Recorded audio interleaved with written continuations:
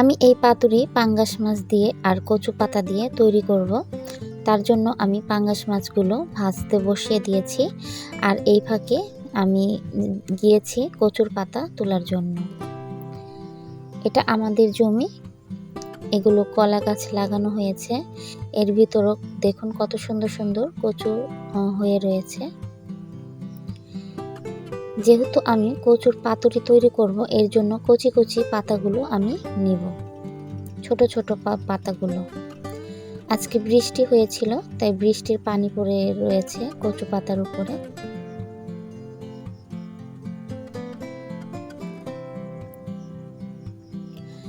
আমার 7টি মাছ, এর জন্য 7টি পাতা আমি নিয়ে নিয়েছি। দেখুন এগুলো সুন্দর করে ধুয়ে পরিষ্কার করে এনেছি। এখন এখানে আমি পেঁয়াজ কুচি নিয়ে নিয়েছি।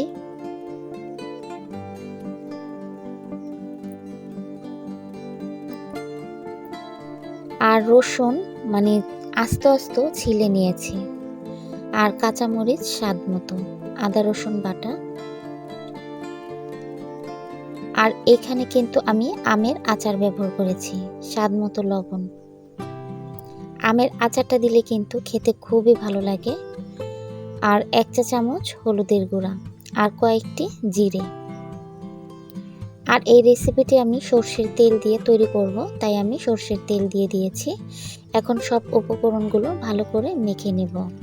এখন ভাববেন যে রসুন দিয়েছে কেন?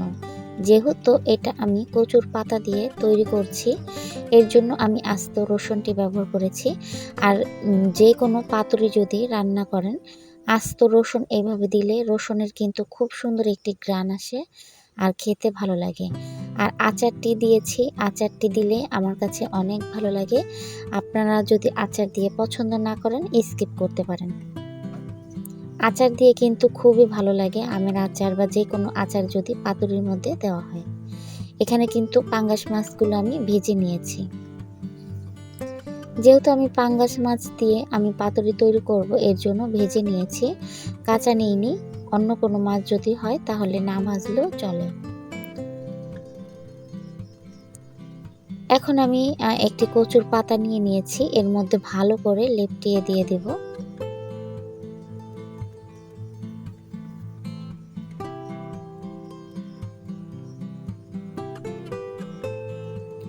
আর এই পাতুরি যদি সর্ষের তেল দিয়ে তৈরি করা হয়, খেতে কিন্তু অসাধারণ হয়। যখন এই পাতুরি ভাপ দিয়ে মানে ভাজতে যাবেন, এত সুন্দর ঘ্রাণ আসবে।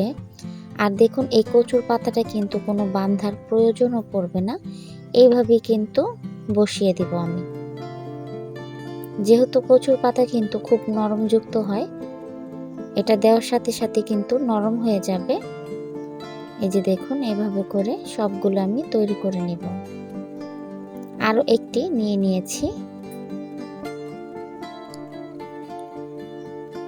এই রেসিপিটি যে এত মজা লেগেছে কি বলবো, মানে গ্রানে পুরো বাড়ি ঘর একদম মোমো করছে, এত সুন্দর গ্রান। মানে আস্ত রসুন দেওয়া, তারপর আমের আচার, সর্ষের তেল সব মিলিয়ে একদম অসাধারণ, অনেক সুন্দর একটি গ্রান আসছিল। আর খেতেও অসাধারণ হয়েছে, আমার বাচ্চারাও কিন্তু পেট ভরে ভাত খেয়ে নিয়েছে। খুব খুব মজা হয়েছে, অসাধারণ। এইভাবে করে একবার বানিয়ে দেখুন, এর স্বাদ কিন্তু কখনোই ভুলতে পারবেন না। আর ছোট থেকে বড় সবাই পছন্দ করবে। এই যে দেখুন আমার স্বাদটা কিন্তু তৈরি হয়ে গেছে। এখন চুলাতে প্যানে আমি বসিয়ে দিয়েছি, যেটাতে মাছ ভেজেছিলাম সেটাতে।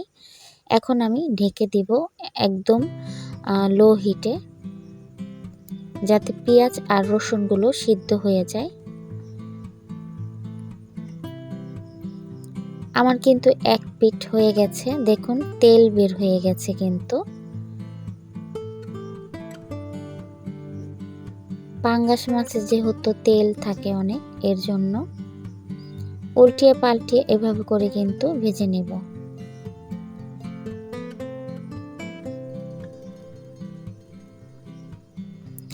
এখনই অনেক সুন্দর একটি ঘ্রাণ বের হয়ে গেছে।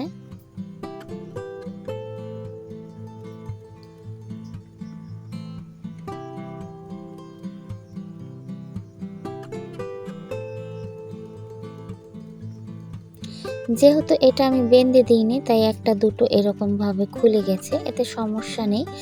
আর যেহেতু তেলের সাথে মেশানো আছে, তেল দিয়েও কিন্তু আমরা এই ভাতের সাথে কিন্তু মেখে খাই। তেলটাও কিন্তু খুব সুন্দর ঘ্রাণ আসবে। আবার কিন্তু আমি ঢেকে দিয়েছি।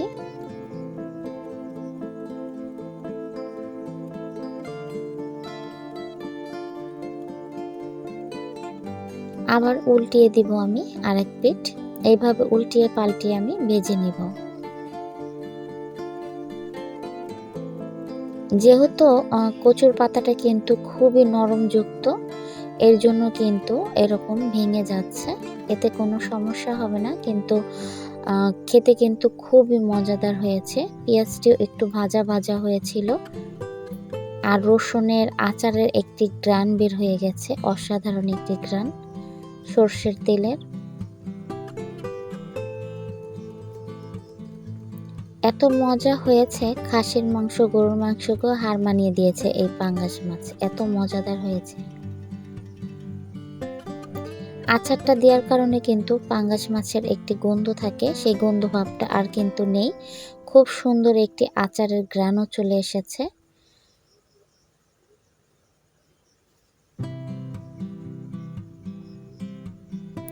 আমি এভাবে করে উল্টিয়ে পাল্টিয়ে ভেজে নিয়েছি। এই যে দেখুন, একটি নিয়ে নিয়েছি আমি, আর কিছু ভাত নিয়ে নিয়েছি। এত মজা হয়েছে, না মানে রান্না করে না খেলে বিশ্বাসই করবেন না। দেখুন একদম কিন্তু কচুর পাতাটা গলে গেছে, কি সুন্দর। গরম ভাতের সাথে আর এই পাতুরি অসাধারণ। এরকম যদি পাতুরি থাকে আর কিছুই লাগে না। ওয়াও, অসাধারণ অসাধারণ। এর মধ্যে কিন্তু আমি একটি লেবুও চিপড়িয়ে নিয়েছি ভাতের মধ্যে, কিন্তু সেটা হয়তো দেখানো হয়নি। যদি লেবু নেওয়া হয় তাহলে তো আরও কথাই নেই। খুবই মজাদার একটি রেসিপি। আপনারা তো অনেক কিছু দিয়ে পাতুরি তৈরি করেছেন, এভাবে কচু দিয়ে আর পাঙ্গাস মাছ দিয়ে পাতুরি তৈরি করে দেখুন। এর স্বাদ কিন্তু কখনোই ভুলতে পারবেন না। ছোট থেকে বড় সবাই পছন্দ করবে। আজকের মতো বিদায় নিলাম। আল্লাহ হাফেজ।